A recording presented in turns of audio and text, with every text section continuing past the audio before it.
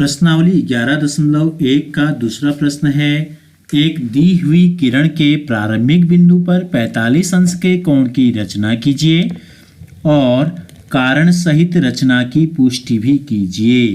तो हमें बनाना है 45 अंश का कोण। तो देखो कल हमने आपको बताया था कि 90 अंश का कोण कैसे बनाते हैं, और 90 का जो आधा होता है यानी कि 90 का 1/2 बराबर होता है 45 अंश। हम इसको ऐसे भी कहते हैं कि 90 अंश का आधा जो होता है वो होता है 45 अंश।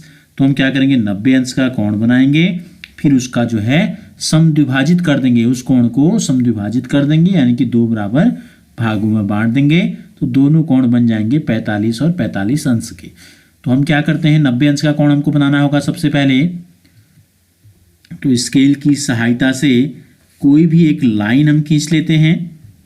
ठीक है, कोई भी लंबाई हमको नहीं दी गई है, हमको केवल 45 अंश का कोण हमको बनाना है। तो हमने एक लाइन ले ली, ठीक है, और इसके 2 पॉइंट हैं, 2 बिंदु हैं, एक प्रारंभिक बिंदु होगा और एक अंत बिंदु होगा। तो इनके कुछ नाम हम रख लेते हैं। पहले बिंदु को हमने ए बोल दिया और जो अंत बिंदु है इसका नाम हमने रख दिया बी।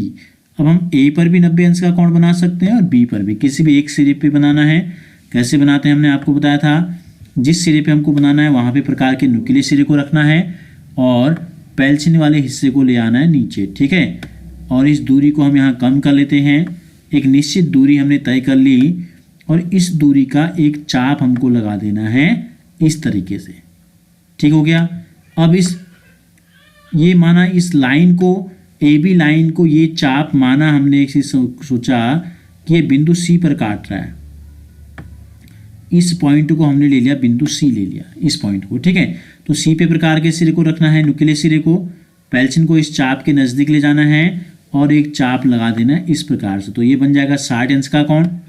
माना ये बिंदु डी हम इसको मान लें, फिर हम यहाँ पे रखेंगे नुकीले सिरे को, रखेंगे इस बिंदु पे और इस प्रकार के पेल्चिन वाले सिरे को नीचे की तरफ लाएंगे।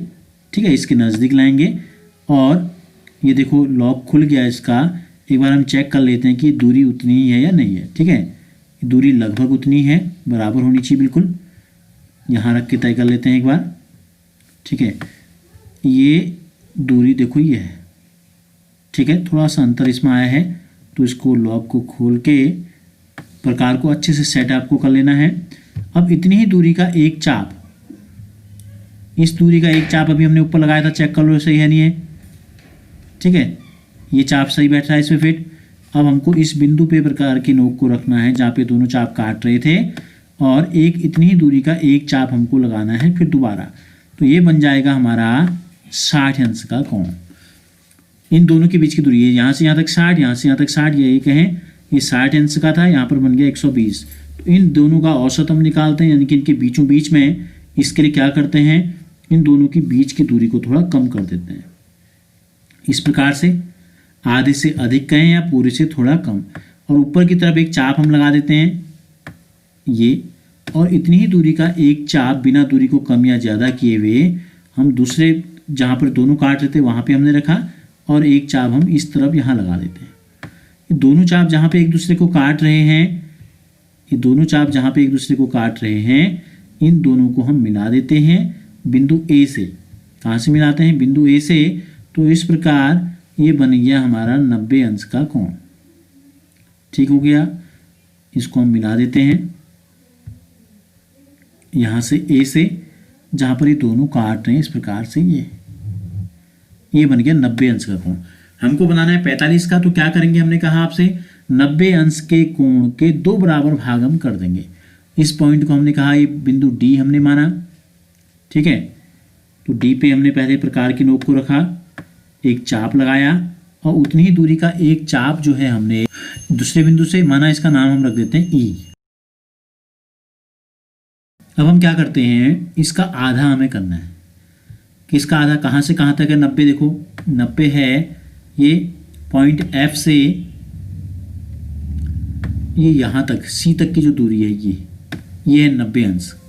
अब हमको इसका आधा करना है, तो आधा करने के लिए क्या करते हैं, आधे से अधिक, इन दोनों के बीच की दूरी के आधे से अधिक दूरी या पूरे से कम, थोड़ा कम, इतनी दूरी हमने रख ली आधे से अधिक अनुमान से अपने।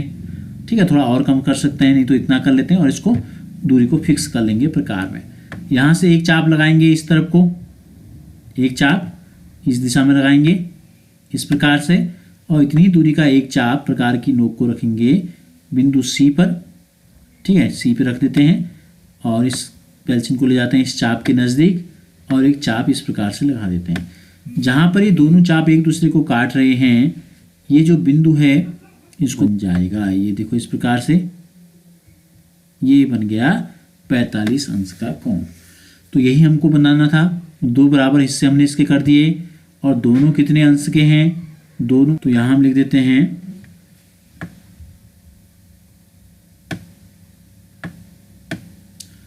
तो इस प्रकार कोण का नाम क्या है, इस कोण का नाम है बी ए, और इसका भी कुछ नाम रख लेते हैं, जी तक हम पहुंचे थे, इसका नाम रख देते हैं बिंदु एच।